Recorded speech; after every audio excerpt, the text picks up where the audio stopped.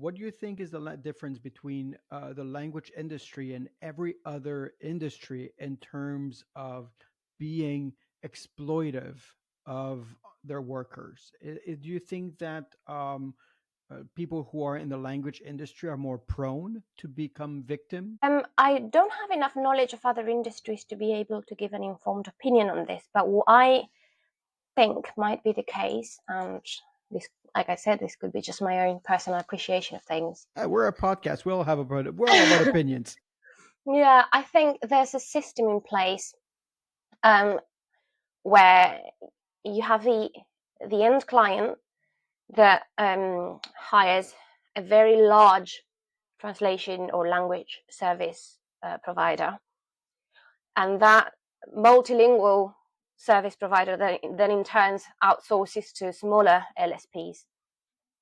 And in the case of Argentina specifically, which is the market I have the most knowledge of, local translation agencies are a lot of the time third or fourth in that chain, in that outsourcing chain, and the linguist is the very last slab in that chain.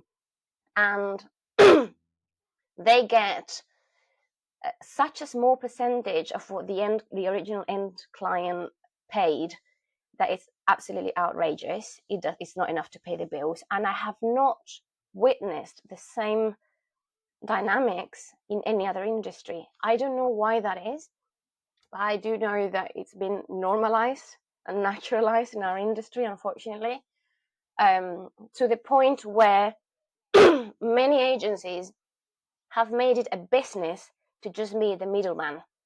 So they are in the industry as a pure, fulfilling this role of exchanging services from one bigger agency to the other in the middle as an intermediary, not adding any value, simply just hiring freelancers and reselling with a markup. And I don't think that's the right way to approach things. And I think that if your profit as a business is based on exploitation when you're working in the translation industry, then maybe you're not in the translation business, you're in the exploitation business. And I don't agree with that personally. It bothers me.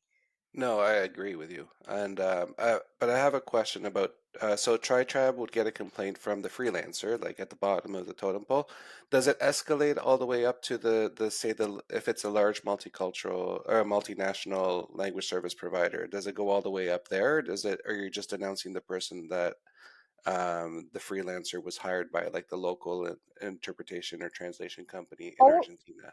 all translation agencies that pay little, regardless of where they sit on the chain, will have their own profile on the site with reports against them. It might be that a freelancer, some bigger agencies hire both. They hire freelancers for certain languages, language combinations, and they hire smaller LSPs for other language combinations. So And everyone wants their cut. yeah. So whoever the person, the linguist, and I'm saying linguist, but it could be a localization engineer, any person working in the language industry that has been treated unfairly will submit a complaint. Will submit evidence of it in the form of emails, any communication. We vet the evidence. We blur out any personal information that could identify not just the person that's submitted the complaint, but also any project managers, for example, working at the company, because they're not at fault. Why should they be exposed or their name? So we blur out any identifiable information, and then once we're sure that the complaint is legitimate, it gets published, and the companies themselves can reply to the complaints. They can create a username and a password on the site and give their version of events if they so wish. We had 2 or 3 instances where the linguists were reporting that they hadn't gotten paid for months, and they finally got paid thanks to one of the people at the company seeing the report on the site and chasing it up. So it's brought some good results, luckily. Yeah, and I mean the reason why I bumped into your name is because you had just followed the same story that I had followed about the Blue Digital Group and their months and months of not paying freelancer after freelancer, and it was and the amount of money was astronomical for some freelance interpreters. So that's where you and I kind of touched base on, and then we kind of diverted to this TriTrap thing, which is fascinating.